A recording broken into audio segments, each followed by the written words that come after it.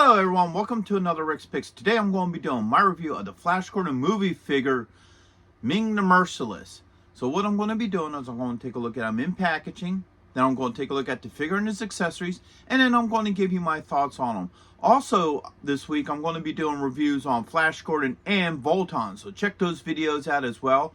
And if you like any of these videos, go ahead and take a look at my horror and sci-fi playlist. And hit that like, share, and subscribe buttons. They're all small clicks for you, but it really helps this channel grow. So, without any further ado, let's get to the review. Alright, so here he is in packaging. I like this picture of Ming. This is really nice. He has a red background to him. You got the Flash Gordon logo. His name, Ming the Merciless. Military suit, ultimate action figure. All right, you open them up. All right, on this side here, you got a nice picture of the figure with the red background. On this side, you have the open clamshell where you can see the figure and all his accessories. Okay, spinning around this way, you get the Flash Gordon logo, his number, which is number 2, and his name. Spinning around here. All right. You get a little bit of Flash Gordon history, the Flash Gordon logo, a couple of pictures of the figure, his accessories, and then the other 2 figures that are in this line. All right. Spinning around this way, you get the Flash Gordon logo, picture of Ming the Merciless. All right. Spin it this way here. Okay. You get the Flash Gordon logo, your choking hazards, the NECA logo, your age restrictions, and his name. Spin it this way. You get all your legal and your SKU. So, with all that being said, let's open him up and see what he's about. Alright, so here he is, out of packaging. He's a really good looking figure. I like the detail on him. He really captures the whole look from the movie. So let's give him the rotation. Alright, so you got this side, the back, alright, and then you got the front again. Let's look over some of these details a little bit closer. So I love the face sculpt. The face looks really nice, really captures the whole look of the actor.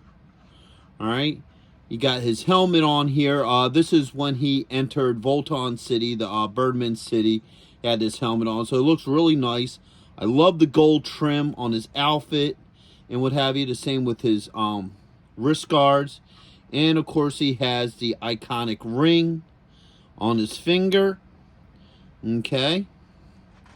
So those are a look at some of the more intricate details of this figure. So let's next go through his points of articulation. So the head does move.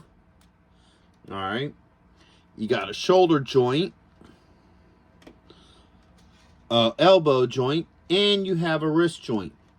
Now, like Gordon, he has this really soft plastic around the body, so it separates the uniform from the body, which is really nice. He does have a joint right at the torso.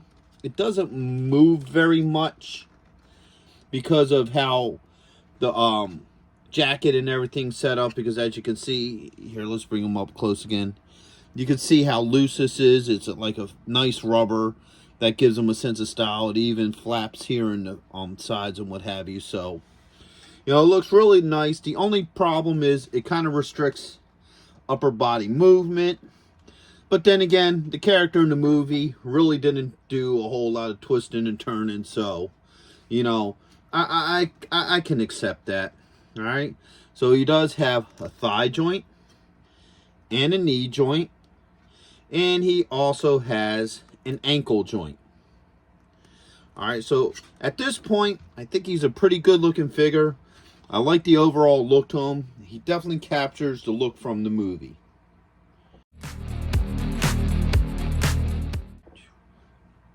So now let's start looking at what he comes with. So he comes with 2 holding hands. Alright, so you have this one here.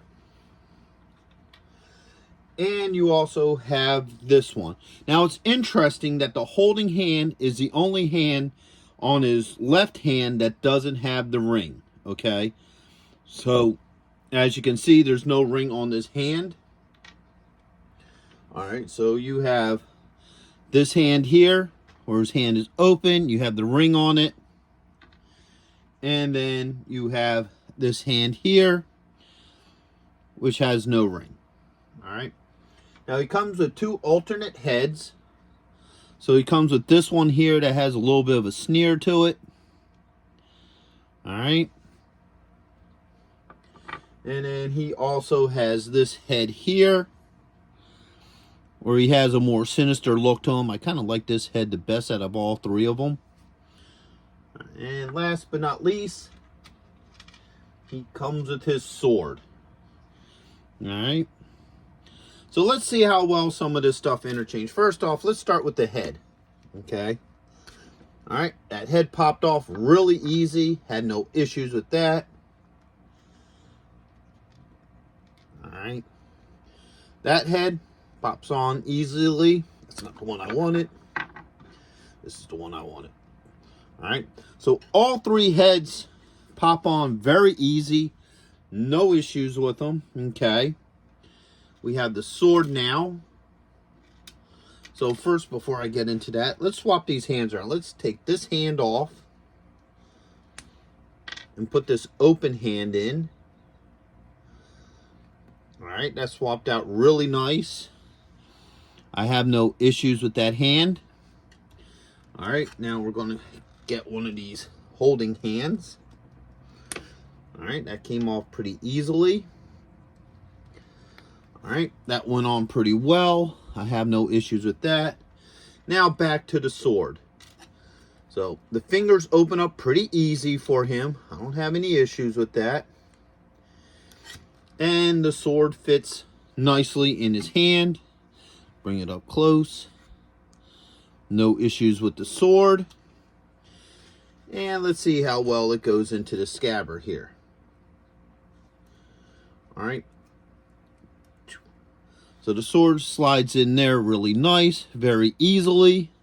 No issues with the sword. So overall, everything seems to fit very well with this figure. I don't have any issues with any of his accessories.